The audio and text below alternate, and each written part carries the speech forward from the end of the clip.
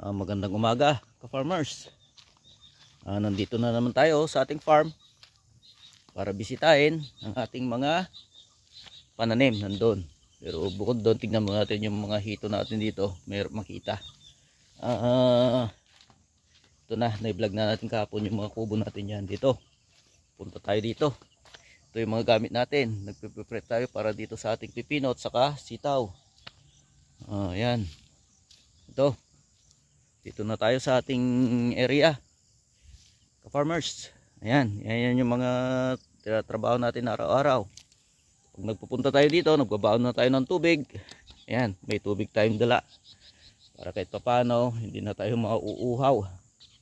Ayan, maganda yung mga bulas nila oh. Kahit yung mga sitaw natin hanggang doon. Nasa ano po yan? Tinansya po natin, siguro nasa 60 to 70 meters ang isang guhit nito. O mahigit pa. Kasi nagdepende tayo sa lubid eh. Doon sa lubid na binili natin, 200 meters daw yon. Halos hindi umabot sa tatlong yan, yung ganyan sa taas niya kasi magkakaiba yung size niyan. Yung sa trailings natin, magkakaiba ang size niyan. Bali itong panggitna, itong pinakababa, ano yan, 3 ply. Yan, 3 ply din ito. 1 ply na ito, kulay blue. Yan, 4 ply yung nasa taas para pagdating ng araw, pag kailangan natin magtanim ng ampalaya, kunting lagay na lang yan, okay na. O kaya upo, yun, pwede rin yan, upo. Yan guys, naglagay na tayo ng mga kamuti doon, sa gilid-gilid doon. Yan, medyo magandang bulas ng ano natin, itong mga sitaw. Kahit itong mga pipino natin, kaya lang diretso lang kasi ang ulan guys, farmers, kaya medyo hindi makaangat-angat itong pipino natin. Pero more or less gumaganda naman kahit paano. Ayan, kaya laging walang araw halos mag-iisang linggo na farmers. Pero di bale, kahit mga ganitong panahon, nakakarami tayo ng ginagawa. Marami tayong natatapos kasi mga makulimlim.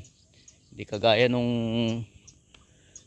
maaraw, kukunti yung natatrabaho natin. Ito guys, may mga talong tayo rito. Kahit mga ano man lang, medyo madamo pa.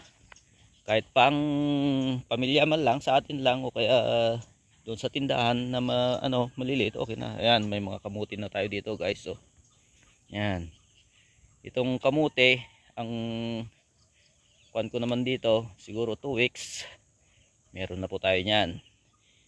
Kagaya nung last year, nakapagbenta tayo siguro yung 50 na tali na tigsa 10, 500 everyday sa kamuti lang yun, okay na yun, pambaon na yun ng mga bata. Yan, nagtanim din tayo ng kamuting kahoy dyan yan. Yan, may mga ano tayo dito, pinalibutan natin ng talong yung doon sa dulo. Yan guys. Sa ngayon guys, nagdalaw tayo rito para makapag-update. Titignan natin yung mga tanim natin kung ano na.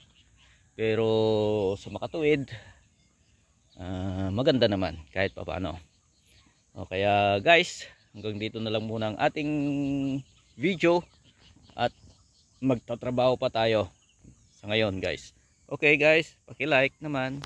Kung may oras, paki-share. Kung may oras pa rin, paki-subscribe. Thank you. Maraming salamat.